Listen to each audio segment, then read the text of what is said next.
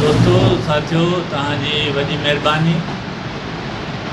तव्हांखे ख़बर आहे त अॼुकल्ह हूअं त सिंध ते घणा मसइला आहिनि, पर फ़िलहालु जेको उभिरियल मसइलो आहे बैरिया टाउन जो आहे।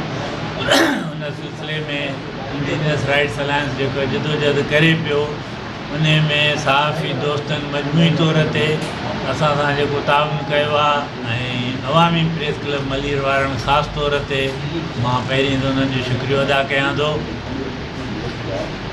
दोस्तो, मसइलो जेको आहे सिंध ते कब्ज़ो आहे, यलगार आहे, छाकाणि त हुक्मराननि इहो ॾिठो आहे त 70 सालनि जे ज़ुल्म, जबर, ॾाढ, ॾका, साज़िशुनि जे बावजूदु सिंधी माण्हू पंहिंजे क़ौमी हक़नि तां हथु खणण लाइ तयारु न आहिनि। त हाणे हू इहो कनि था त ॿाहिरियां माण्हू एॾा आबाद कजनि जीअं सिंधी माण्हुनि जी मेजॉरिटी न रहे त इहो क़ौमी सवाल ई न रहे। ऐं दुनिया में काफ़ी मुल्क हाणे इन हिकमत अमलीअ ते हलनि पिया। इज़राइल अॻु में ई इन ते हलियो पिए। हिंदुस्तान हाणे कश्मीर में 2 सालनि खां इन पॉलिसीअ ते हले पियो। चीन हिन पॉलिसीअ ते हले पियो। ऐं उन यलगार जो हिकिड़ो अॻिलो मोर्चो चइजे या उनजो अलामती जेको शिकिल इख़्तियार करे वियो आहे बैरिया टाउन। इन करे सिंध इंडिजिनस राइट्स अलायंस बि जीअं इन कमु शुरू कयो आहे, तीअं सिंध इंडिजिनस राइट्स अलायंस उनजे ख़िलाफ़ु मज़ाहमत बि शुरू कई आहे। सिंध इंडिजिनस राइट्स अलायंस जो प्रोग्राम बि इन सॼी वालार जे ख़िलाफ़ु जदोजहद करणो आहे। पर जीअं मूं चयो त छाकाणि त बैरिया टाउन हुनजो हिकिड़ो मोड़ जो मैदान आहे, उनजे करे असांजे बि मज़ाहमत जो मुख्य जेको टारगेट आहे उहो बैरिया टाउन आहे। उन तहत असां मुख़्तलिफ़ शकिलुनि में जदोजहद कई आहे। इंडिजिनस राइट्स अलायंस 6 सालनि खां, कुझु ॾींहं अॻु में ऑल पार्टी कॉन्फ्रेंस थी, तव्हां सभु हुयो काठोड़ में, हादी भाई गबोल ॻोठ में। इहा ॿी ऑल पार्टी कॉन्फ्रेंस थी। हिकिड़ी अॻु में बि इंडिजिनस राइट्स अलायंस करे चुको आहे। मुख़्तलिफ़ हंधनि ते रैलियूं, मुज़ाहिरा, इवन हिकिड़ो मुज़ाहिरो असां जेको बैरिया टाउन जो आइकॉन टावर आहे क्लिफ्टन ते, उते बि असां कई हुई। हाणे उन सिलसिले में छाकाणि त हीउ हिकिड़ो क़ौमी मसइलो आहे ऐं उहो हिकिड़ी मूवमेंट जी शिकिल इख़्तियार करे पियो। असांजी इंडिजिनस राइट्स अलायंस जी कोशिशि इहा ई, छाकाणि त असां त हिकिड़ी नंढी ऑर्गेनाइज़ेशन आहियूं, असांजी कोशिशि इहा ई त हीअ हिकिड़ी मूवमेंट शिकिल इख़्तियार करे, उहा हाणे करे पियो। उन तहत सिंध एक्शन कमेटी कुझु वक़्तु अॻु में ऐलान कयो त बैरिया टाउन जे गेट ते धरणो हणिबो। त उन्हनि सां इंडिजिनस राइट्स अलायंस जो हिकिड़ो ताउन आहे, राब्तो आहे। असां जेका ऑल पार्टी कॉन्फ्रेंस कईसीं उन में उहे सभु दोस्त आया, महिरबानी करे उन्हनि जो मां थोरो थो मञा त एक्शन कमेटीअ जेको 6 तारीख़ ते वरी धरणो रखियो आहे, त सिंध इंडिजिनस राइट्स अलायंस बि फ़ैसिलो कयो पंहिंजे इजलास में। कुझु ॾींहं अॻु में ऑल पार्टी कॉन्फ्रेंस में बि थियो हुयो, वरी असांजो इजलास थियो, उते बि इहो फ़ैसिलो थियो त असां सिंध इंडिजिनस राइट्स अलायंस भरपूर नमूने इन 6 तारीख़ जे एहतिजाजी मुज़ाहिरे धरणे में शिरकत कंदासीं। उन जे लाइ हिते जे कराचीअ जे मक़ामी माण्हुनि, इंडिजिनस माण्हू जेके जिन जो मसइलो आहे, उन्हनि खे मुतहरिक करण जे लाइ 4 सब कमेटियूं बि ठहियूं आहिनि। ख़ुदा निशाब आहे, वरी उहो कुझु ॻाल्हाईंदो। उहे 4 सब कमेटियूं जिथे जिथे मक़ामी माण्हुनि जी घणाई आहे उते वञनि पियूं, माण्हुनि खे मोटिवेट कनि पियूं।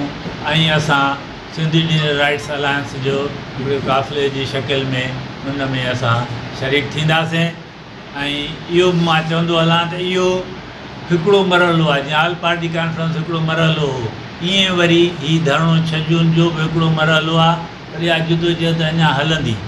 27 जून ते ऑल पार्टी कॉन्फ्रेंस जे फ़ैसिले मूजिबि सिंध जे सभिनी ज़िले हेडक्वार्टरनि में बि एहतिजाज थींदा ऐं पोइ वरी इहा अञा डिघी जदोजहद हलंदी।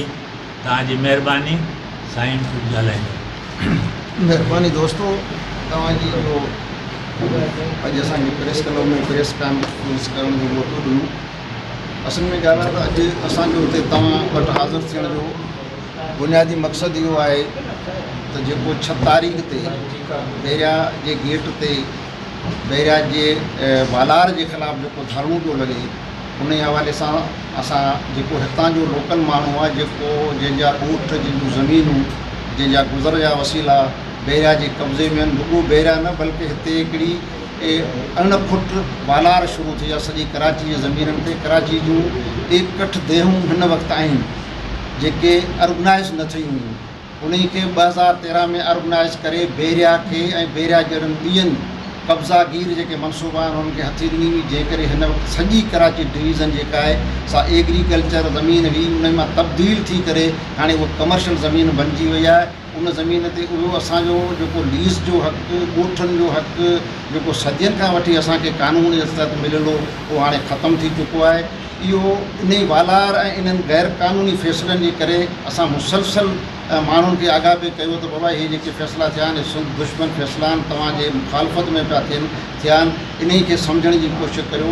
हाणे बेरिया जूं जेके कार्रवायूं वधी वियूं आहिनि उन जे करे जेको माण्हुनि में हिकिड़ो जोश जज़्बो पैदा थियो आहे, उन्हनि अखियुनि सां ॾिठो आहे त बेरिया कहिड़े तरीक़े सां असांखे गिरकाए रहियो आहे। उन हवाले सां सिंध एक्शन कमेटी जेको 6 जून ते एहतजाज जो प्रोग्राम रखियो आहे, असां बि उन जी हिमायत कयासीं। ऑल पार्टी कॉन्फ्रेंस में वरी असांजी पंहिंजी मीटिंग थी, जीअं ख़ालिद साहब ॿुधायो, उन में असां हिमायत कया त उन खे कहिड़े नमूने सां हिकिड़ो बहितर क़िस्म जो असां इवेंट करे सघूं। उन हवाले सां कमेटियूं ठहियूं, उन में असां मुख़्तलिफ़ माण्हुनि वटि विया आहियूं। उन्हनि खे इहा ई ॻाल्हि जेका असां 5 सालनि खां 7 सालनि खां चवंदा अचूं उहा ई ॻाल्हि उन्हनि जे साम्हूं रखे त बाबा हाणे मामला फ़ैसिला कोन पोज़ीशन में वञनि पिया, फ़ैसिला थियण वञनि पिया। जेकॾहिं तव्हां हथ ते रखी घर में वेही रहंदो त सभु कुझु विञाए छॾींदा, काश तव्हां पार्टी लड़नि। तव्हांखे मुर्दे दफ़न करण लाइ करे बि कराची में ज़मीन कोन मिलंदी, इहो तव्हांखे कंहिं ॿिए ज़िले में वञी पंहिंजे कंहिं ईंदड़ ख़ानदान जेके फ़र्द खे दफ़न करिणो पवंदो। त एॾी सॼी साज़िश असांजे ख़िलाफ़ु थिए थी। पोइ जेकॾहिं असां उन में पंहिंजो वजूद बचाइण जे लाइ, पंहिंजी ज़मीन बचाइण लाइ, पंहिंजो क़ब्रस्तान बचाइण लाइ जेकॾहिं न निकितासीं त पोइ आउं सम्झां थो त इन खां इहा हिकिड़ी वॾी तारीख़ी जेका आउं सम्झां थो हिकिड़ी असां पंहिंजो पाण सां नाइंसाफ़ी कंदासीं। सो इहो ई असांजो अर्ज़ु आहे। अॼु हिन प्रेस कॉन्फ्रेंस जे हवाले सां असां मलीर जे माण्हुनि खे, सॼे सिंध जे माण्हुनि खे दावत ॾिनी आहे असां, ऐं ॾियूं पिया। घर घर वञी माण्हुनि खे इहो चयो त वॾे पैमाने ते गॾु थी पुरअमन तरीक़े सां इहो गवर्नमेंट खे ऐं बेरिया जा जेके इत्तादी आहिनि, बेरिया जा जेके सपोर्टर आहिनि, या जेके वालार जेका संत थिए पई उन्ही खे जेके सपोर्ट कंदा, उन्हनि सभिनी धुरियुनि खे असीं इहो ॿुधाइण था चाहियूं त असीं इन वालार जे हक़ में न आहियूं। छाकाणि त इहा वालार ज़मीन ते न आहे, असांजे वजूद ते आहे, असांजे तारीख़ ते आहे, असांजे कल्चर ते आहे। असांजी जेका हज़ारनि सालनि जी तहज़ीब आहे उनखे मसमार करण जी जेका वालार बि थी उनखे असीं क़बूल कोन कंदासीं। सिंध जो माण्हू सियासी तौर ते सुजाॻ आहे, सभिनी ॻाल्हियुनि खे सम्झे थो, उन ते रिएक्ट बि थिए पियो। सॼे सिंध में तव्हां ॾिसो मीडिया जा तव्हां दोस्त आहियो त इहे अहिड़े क़िस्म जो जेको रिएक्शन साम्हूं अचे पियो। असां हिन अॼोके ॾींहं जे हवाले सां हुकुमराननि खे बि इहो मैसेज था ॾियूं त हू अवाम दुश्मन फ़ैसिलनि खां पासो कनि। असां पंहिंजनि माण्हुनि खे इहो मैसेज था ॾियूं त तव्हां पंहिंजो वजूद बचायो, तव्हां उन्हनि माण्हुनि सां जुड़ो जेके तव्हांजा सॼण आहिनि, जेके तव्हांजे लाइ कुझु कनि था। केतिरो ॿ कोन, पर तव्हांजे घर ते आई आहे, जेकॾहिं तव्हांजी ॻाल्हि करिणो हुन सां गॾु असांखे बीहणो आहे। पोइ आउं मलीर जे माण्हू जे अॼु हिते हिन प्रेस कॉन्फ्रेंस जे हवाले सां मौज़माना गुज़ारिश कंदुसि, हथ ॿधी अर्ज़ु कंदुसि त सुस्तूं छॾियो, पंहिंजा ज़ाती इख़्तिलाफ़ छॾियो ऐं कंहिंजे प्रोपेगेंडा में न अचो। हीअ कंहिंजे ख़िलाफ़ु न आहे, हीअ आहे वालार जे ख़िलाफ़ु। सिंध धरती जी ज़मीन जेका आहे उन ते वालार जे ख़िलाफ़ु आहे। इहो सॼो सिंधियुनि जो मसइलो आहे, उहो मलीर वासियुनि जो मसइलो कोन्हे को। सभिनी उन्हनि अमन पसंदि, इंसाफ़ पसंदि धुरियुनि जो मसइलो आहे, इंसानी हक़नि जे तंज़ीम जो मसइलो आहे त असां गॾिजी करे पंहिंजे धरती खे बचायूं, पंहिंजे वजूद खे बचायूं। असांजे वजूद ते जेका वार बि थिए उनजी इहे मिसाल आहिनि जेके असां तव्हांजे साम्हूं ते पेश कया आहिनि। ऐं तव्हां सभिनी जो शुक्रियो थो अदा कयां ऐं पंहिंजनि माण्हुनि खे हिकु दफ़ो वरी सिंधी माण्हुनि खे या वरी गुज़ारिश थो करियां ऐं इंसान दोस्त माण्हुनि खे इहा गुज़ारिश थो करियां त उहे अहिड़े जेके अहिड़ा फ़ैसिला थियनि था, अवाम दुश्मन सिंध दुश्मन फ़ैसिला थियनि था, उन्हनि फ़ैसिलनि में हिक ॿिए जो साथ ॾियनि, गॾिजी ॿियनि। कहिड़े ॻोठ जो मसइलो आहे, कहिड़नि माण्हुनि जो मसइलो आहे, कहिड़ी क़ौम जो कहिड़ी ॿोली जो मसइलो आहे, इन ॻाल्हि खे न ॾिसनि। हीउ असां सभिनी जो मसइलो आहे, जेके सिंध वासी आहिनि सभिनी जो मसइलो आहे। असां सभु गॾु थी इन साज़िश खे जेका असांजे धरती जे ख़िलाफ़ु, असांखे अक़लियत में तब्दील करण जे ख़िलाफ़ु, असांजी हक़े हुकुमरानी खसण जी साज़िश आहे। असांखे त ख़ैर आहे, पर असांजा जेके इहे माण्हू जेके हमेशह सदियुनि खां वठी 1950 खां वठी नसल दर नसल असेंबली जा मेंबर बणिजंदा अचनि, मिनिस्टर बणिजंदा अचनि, वज़ीर आज़म बणिजंदा अचनि, उन्हनि जे वजूद जो मसइलो आहे। उहे पंहिंजी धरती खे बचाइनि, वालार थी वेंदी त पोइ असां हूंदासीं कोन त केरु असांजी नुमाइंदगी कंदो।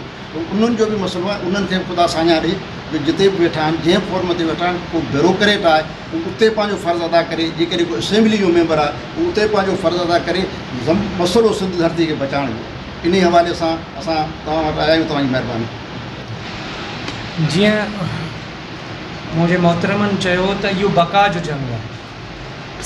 कराची सिंध जो दिलि बि आहे, रूह बि आहे। जेकॾहिं कराची कोन्हे त सिंध बि कोन्हे। त इहे जेके वालार थिए पई DHA ॿाहिरिया जे टाउन जे नाले ते या जेके ॿिया हाउसिंग प्रोजेक्ट्स तव्हांखे नज़र पिया अचनि, इहो सौ सिधो कराचीअ जे ज़मीननि खे कब्ज़े करण खां सवाइ सिंध जे ज़मीननि ते कब्ज़ो आहे। सिंध जी रूह खे जॾहिं उहो ईअं घाव ॾींदा, इहो कब्ज़ो कंदा, पोइ असां वटि कुझु कोन बचंदो। इहो जंग जेको असीं विड़ूं पिया 7 सालनि खां, इहो असांजी बका जी जंग आहे। इहो असांजी क़ौमी ॿोलीअ, असांजे नंग, असांजे नामूस जी जंग आहे। मां सभिनी हिते सिंध वासियुनि खे, कराची में जेके वेठल आहिनि, जेके इहो आहे इन मसइले खे एतिरो सम्झीनि कोन था, उन सभिनी खे हथ ॿधी गुज़ारिश थो कयां त 6 जून जे धरने ते अची असां सां गॾु थियनि, असांजे मक़ामी माण्हुनि खे हिमत ॾियनि, असांजे जेके रहनुमा विढ़नि पिया 7 सालनि खां उन्हनि खे ताक़त ॾियनि, उन्हनि जी ॻाल्हि खे सम्झनि त जेकॾहिं इहो धरती वियो हलियो, जेकॾहिं इहो मलीर, इहो जामशोरो, इहो जेकॾहिं इलाइक़ा विया हलिया त सिंध लाइ कुझु बचंदो कोन। छो जो अॻियां जेके बि मनसूबा आहिनि से मशरू अथनि इन सां। इहे जेकॾहिं कामयाबु थी विया त ज़ुल्फ़कार आबाद बि ठही वेंदो, इहो दाबी जी बि असांजे हथ खां वेंदो, इहो सक्कर बि असांजे हथ खां वेंदो, इहो नवाबशाह बि असांजे हथ खां वेंदो। जंग जी शुरूआत आहे, असां त 7 सालनि खां विढ़ूं पिया, पर 4 तारीख़ मुंहिंजो चवणु आहे त इहो जंग जो बुनियादु आहे। हितां खां असांजे मुस्तक़बिल जो हिकिड़ो राय ठही सघे थो, असांजे बदीअ जो, असांजे इतिहाद जो। त मां सभिनी खे अपील थो कयां त उहे शामिलु थियनि 6 जून जे धरने ते। उन खां पुठियां बि असीं जेकॾहिं का काल ॾींदासीं त उन बि अची असांजो साथ ॾियनि त असां सिंध खे बचायूं।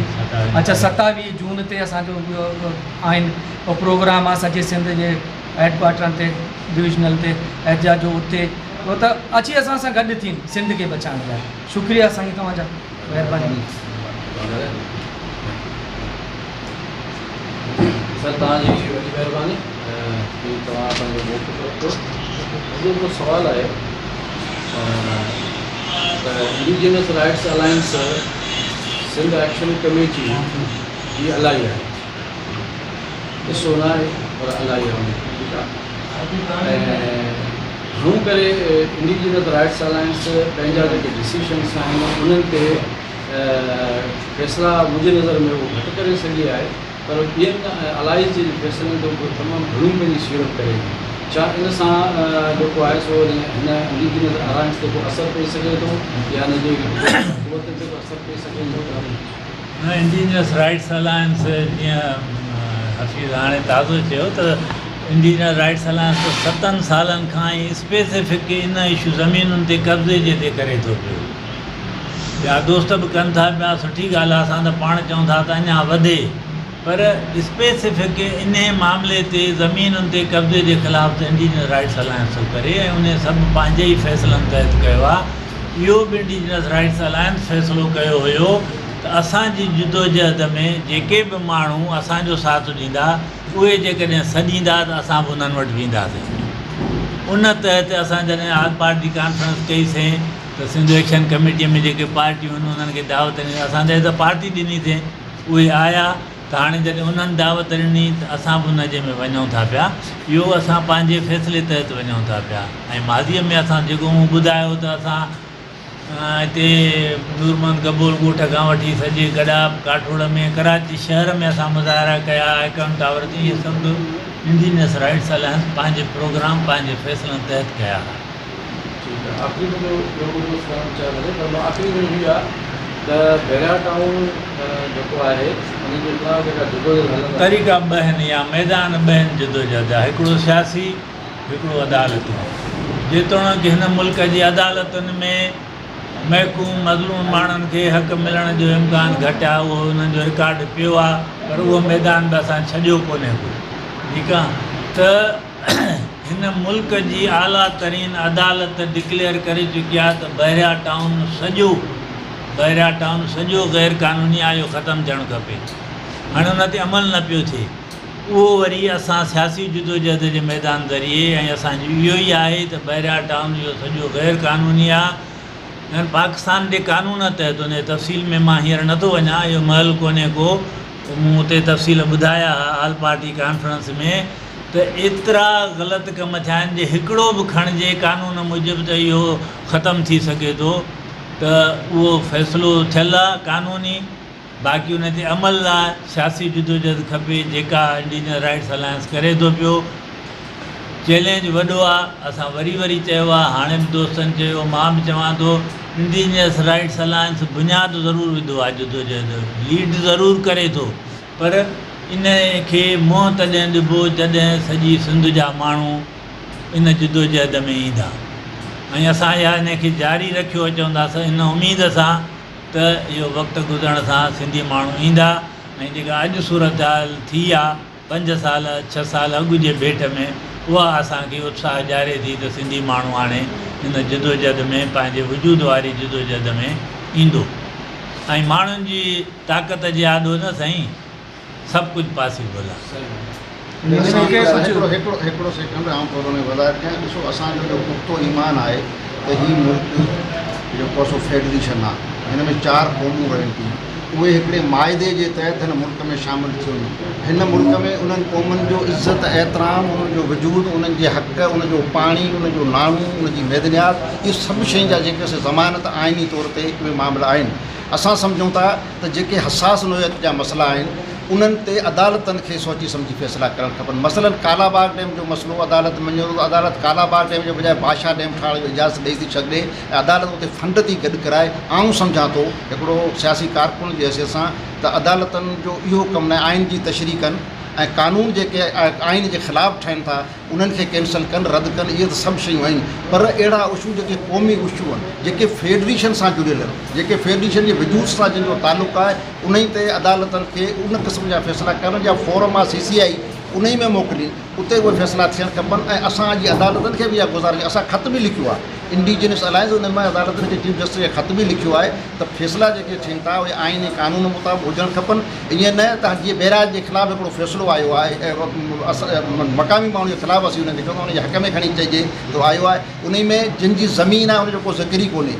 ज़मीन वारा जी ज़मीन ते कब्ज़ो थी वियो आहे, उनखे बदमाशी करे लॾायो, पर उन ज़मीन जेका गैर क़ानूनी तरीक़े सां हासिलु कई हुई, गैर क़ानूनी तरीक़े सां अलाट कई हुई, त उन्हनि माण्हुनि जो जिन खे अलाट अथई उन्हनि जो हक़ तस्लीम कंदे ऐं उन्हनि खे जेको सो उन में फ़ाइदो ॾियण जी कोशिशि कयूं आहे, जेको संसदो हिकिड़े क़िस्म जो अदालती फ़ैसिलो चई नथो सघिजे, बारगेनिंग चई सघिजे थी उनखे, त उहो अदालती फ़ैसिलो कोन। जेके थुरिया लुटिया उन्हनि जो कुझु न, पर जेके कब्ज़ेदार आहिनि, ॿई धुरियूं कब्ज़ेदार असीं उनखे सम्झूं था। अलाटी बि कब्ज़ेदार आहिनि त जिन ज़मीन विकी आहे उहे बि कब्ज़ेदार आहिनि। कब्ज़ेदारनि जो मौक़ो ॿुधो वियो, असांजो मौक़ो बि कोन ॿुधो वियो। असां अदालत खे इहा गुज़ारिश करियूं पिया, अञा पंहिंजे वकीलनि सां मशवरो करे अदालत में वेंदासीं त इन फ़ैसिले ते नज़रसानी थियणु खपे। मां थोरी इन जी क्लियरिफिकेशन कयां त फ़ैसिलो जेको ओरिजिनल बेंच जो आहे, जजमेंट उन जी आहे जंहिं हिन खे गैर क़ानूनी करार ॾिनो आहे। ॿी जेका बेंच ठही उहा अमल दरामदी बेंच, हुनजो नालो ई हो इम्प्लीमेंटेशन बेंच, त हुन फ़ैसिले ते अर्ज़ु करे त मां ज़िम्मेवारीअ सां चवां थो, वकील बि आहियां, त उन इम्प्लीमेंटेशन बेंच पंहिंजे इख़्तियारनि खे उरांघियो आहे। इहो उनजो इख़्तियार ई न हुयो त उनखे जाइज़ करारिजे, तंहिं करे उहा बि असां कोशिशि कंदासीं जीअं साईं जो वकीलनि जे ज़रिए सुप्रीम कोर्ट खे चऊं त पंहिंजे फ़ैसिले ते सही तरह अमल कराए। पर वरी बि मां चवंदुसि त फ़ैसिलाती जदोजहद जेका आहे सा सियासत जी थींदी आहे, अदालतूं बि उनखां मुतासिर थींदियूं आहिनि। मां हिकिड़ी ॻाल्हि जी वज़ाहत कंदो हलां त इन 7 सालनि में इंडिजिनस राइट्स अलायंस पंहिंजा जेतिरा बि फ़ैसिला कया, उन्हनि फ़ैसिलनि जे बदौलत ई इहो इशू एतिरो हाईलाइट थियो आहे। पहिरीं ॻाल्हि। ॿी ॻाल्हि इहा आहे त असांजो बाक़ाइदा हिकिड़ो लीगल टीम आहे जेको कमु करे पई। जॾहिं इन बहरिया टाउन जो केस हली रहियो हो तॾहिं सुप्रीम कोर्ट नैब खे हुकुम ॾिनो हुयो त तव्हां रेफरेंस जी तयारी कयो। नैब असां वटि असां सां राब्तो कयो, असां सभु गॾु वियासीं, असां सॼो इलाइक़े जो दौरो करायो, सॼो असां रेफरेंस हुनखे तयारु करे ॾिनो हुयो, सॼो रेफरेंस। पर बदकिस्मती आहे जॾहिं उहा ॿी फ़ैसिला अचे थी त उहो रेफरेंस हुनखे नैब खे कढनि थो करे त तव्हां इहो छॾे ॾियो, हींअर हिनखे 460 अरब में सौदो थो थिए। ऐं हिन जो बाक़ाइदा लीगल जेके सीनियर लीगल रहनुमा आहिनि, जेके बार जा साबिक़ रहनुमा आहिनि, उन्हनि बाक़ाइदा इहो चयो आहे ऑन रिकॉर्ड त इहो फ़ैसिलो इम्प्लीमेंट बैंक जो काई आइन ऐं कानून खां मथां हुआ। इहो कानून में को अहिड़ो शिक न आहे त हिकिड़ो बेंच अची ही फ़ैसिला करे त कंहिंखे का ज़मीन केतिरे में ॾियणी आहे ऐं कीअं ॾियणी आहे। इहो न आहे हुनजो फ़ैसिलो। त इंडिजीनियस राइट्स अलायंस 7 सालनि में पंहिंजो जिदोजहद जो हिकिड़ो बुनियादु रखियो आहे। हाणे माण्हू अची असां सां गॾु थियनि पिया। असीं चऊं था बकौल सर ख़ालिक जे त असीं चऊं था त सिंध अची असां सां गॾु थिए, सॼो सिंध असां सां गॾु थिए ऐं इन वालार जे ख़िलाफ़ु बीहे। त फ़ैसिला असांजा पंहिंजा आहिनि ऐं अॻियां बि असां फ़ैसिला पंहिंजा कंदासीं ऐं इहो जंग असां ई विढ़ंदासीं, असां लीड कंदासीं। असां चऊं था त इहो जेको इशू आहे हर आम सिंधी सम्झे, हर आम सिंधी सम्झे त इहो जेको थिए पियो सिंध सां, इहो सिंध सां दुश्मनी आहे ऐं इहो सिंध खे तक़सीम कंदो आख़िर में वञी। असां हुन सिंध जे तक़सीम जे ख़िलाफ़ हर उहा नई इसराइल जेकॾहिं सिंध में ठहे थी असां हुनजे ख़िलाफ़ु आहियूं, चाहे किथे बि वञे सिंध जे कहिड़े बि हिसे में बने, चाहे ज़ुल्फ़ाकार आबाद जी सूरत में बने, चाहे DHA जी सूरत में बने, चाहे इधर दाबीजी में को अची हाउसिंग प्रोजेक्ट ठाहे आम माण्हुनि जी ज़मीन खे पपाए, चाहे ॿिए जाइ ते असीं हर जाइ ते वेंदासीं। हीअं जामशोर में वियो आहे, असीं 2 दौरा करे चुका आहियूं, इनशाला अॻियां पोइ वरी वेंदासीं। त बिला शक शुबा इंडिजीनियस राइट्स अलायंस जी त जेका जदोजहद उहा हिकिड़ी तारीख़ी जदोजहद रही आहे ऐं मां सम्झां थो त हिन जे सॼे बालार में हिकिड़ी ख़ामोशी हुई सवाइ इंडिजीनियस राइट्स अलायंस जेको असांजो उनजो आवाज़ु ॿुधण में आयो। असांजो क़ौम परस्त दुनियूं ख़ामोश हुयूं, पर पोइ हिकिड़ो उमेदु थियो त शायदि इहो जदोजहद कंदा। कुझु अहिड़ा बयान बि आया। APC में असां जेको हशर ॾिठो उन में जेके असांजा जेके हिन जो क़ौम परस्त पार्टी जो क़यादत हुयो उन्हनि जो बि असांखे रवैयो कोई ख़ासि ॾिसण में कोन आयो। ऐं मां सम्झां थो त इहो जेको 6 तारीख़ ते जेको प्रोग्राम हूंदो उन खां बाद इहे हर को वञी घर वेही रहंदो ऐं इहो सॼो जेको ॿार इंडिजीनियस राइट्स अलायंस जे मथां ईंदो। तव्हांजो छा हिकमत ॾिसो न, असां पंहिंजे लाइ ॻाल्हि कंदासीं। जीअं हफ़ीज़ चई वियो, असां जेके फ़ैसिला कयूं था उन्हनि ते अमल दरामद जा ज़िम्मेवार बि असां आहियूं। ठीकु आहे। असां आल पार्टी कॉन्फ्रेंस कोठाईसीं, उन में दोस्त आया। ॾिसो उनजो मक़सदु हूंदो आल पार्टी कॉन्फ्रेंस जो हिकिड़ो त गॾियल मौक़िफ़ ॾियणु, उहो असां ॾिनोसीं। ॿियो एक्शन हूंदा आहिनि इंडिजीनियस राइट्स अलायंस जा, त एक्शन अॻ में बि थिया। 27 तारीख़ बि रखियो आहे, उहो थींदो। सिंध एक्शन कमेटी पंहिंजो हिकिड़ो फ़ैसिलो कयो आहे, असांखे सॼो अथऊं, असां उन में वञूं था, उन जी सपोर्ट कयूं था, पंहिंजी भरपूर कोशिशि करे उन में वञूं था, छाकाणि त उन सां लाॻापियल आहे। बाक़ी अॻिते बि जीअं मुंहिंजे साथी चयो, असां पंहिंजा फ़ैसिला कंदासीं, पंहिंजूं हिकमत मिलियूं ठाहींदासीं, ॿियूं पार्टियूं पंहिंजा फ़ैसिला पाण कंदियूं। असां उन्हनि जे लाइ कुझु नथा चई सघूं। हिन में असां उते ऐलान कयो हुयो त भरपूर शिरकत कंदासीं, इन में असां भरपूर शिरकत कंदासीं। बाक़ी फ़ैसिला हर को पंहिंजा पाण। बाक़ी हाणे केरु अॼु मैदान छॾे वञे त हुनजो ज़िम्मेवार असीं त कोन हूंदासीं न। असां जेको फ़र्ज़ु सम्झूं था, असां जेको सम्झूं था त का वालार आहे, का ज़ुल्म आहे, का ज़्यादती आहे, असां उते बीहंदासीं। असां इहो उमेदु कंदासीं त अची असां सां गॾु बीहनि, पर उन्हनि जे आसिरे ते असीं कोन बीहंदासीं। असां पंहिंजो जिदोजहद जारी रखियो आहे, असां पंहिंजो जिदोजहद जारी रखंदासीं। आख़िर इहो गॾियल धरणियूं आहिनि जंहिंमें ते सभु मक़ामी माण्हुनि जी अक्सरियत थींदी ऐं जेको धरणियूं थिए पियो उहो भेड़िया टाउन जे मुख्य गेट ते थिए थो। थींदो छा आहे, जॾहिं भेड़िया टाउन जे मुख्य गेट ते धरणियूं थियो, ख़ुदा न ख़ास्ता इहो ट्रांसफ़र थी वियो सिपर आईअ खां, जिते मसइलो ख़राबु थी वियो, एहतजाज थिया, पथराव थिया, किथां ॿिए के दोस्त अची विया, किथां जा ठीकु आहे। बाक़ी हीउ जेको नज़रो आहे, जेको असरु आहे, इहो मक़ामी माण्हुनि ते किरंदो। त उन जे नेमल बदल जेकी आहे कराची इंडिजीनियस राइट्स इन जे हवाले सां को प्लान तरतीब ॾिनो आहे पंहिंजे माण्हुनि जे हवाले सां, त कीअं माण्हू ॾिसो असांजो हिन में इहो जेको मौक़िफ़ आहे असांजो पुरमन एहतिजाज आहे। इंडिजीनियस अलायंस वाज़े थो करे असांजे प्रोग्राम में का अहिड़ी ॻाल्हि कोन्हे त असां हा ठीकु आहे पब्लिक जा अहिड़ा इवेंट थियनि था, उन में हज़ारे माण्हू जिते गॾु थियनि था, उते अहिड़े क़िस्म जा इश्तिहार बाज़ू पैदा कयूं वञनि थियूं। हथु वठी पुरमन जलसे खे ऐं जेको बि इवेंट हूंदो आहे उनखे पुरतशदद बनाइण जी कोशिशूं कयूं। असांजे तरफ़ां अहिड़ी का बि कोशिशि कोन हूंदी। असां भरपूर तरीक़े सां सम्झां थो सभई पार्टियूं ज़िम्मेवार पार्टियूं, का बि पार्टी न कंदी अहिड़ी का बि जेकॾहिं साज़िश असीं सम्झंदासीं उहे बेरिया जा हामी आहिनि। उन्हनि बेरिया जे चवण जी अहिड़ी कार्रवाई करे हिन पुरमन जलसे खे या उनखे तशदद कराइण वेंदा त उनजे ज़िम्मेवार असीं कोन हूंदासीं, उनजा ज़िम्मेवार उहे हूंदा बाक़ी जो आहे त का बि पार्टी को बि धुर जेकॾहिं को एतिजाज करे थी त उहो जमहूरी एतिजाज आहे, उहो असांजो हक़ आहे, असां करणु वेंदासीं। असां में का बि आउं सम्झां थो अहिड़ी धुर गैर ज़िम्मेवार कान्हे का जेका उते वञी कंदी। इहो जेका बि धुर कंदी उहा ॿेरिया जी एजेंट हूंदी या उहा ॿिए कंहिंजी एजेंट हूंदी। ठीकु आहे। हाणे असां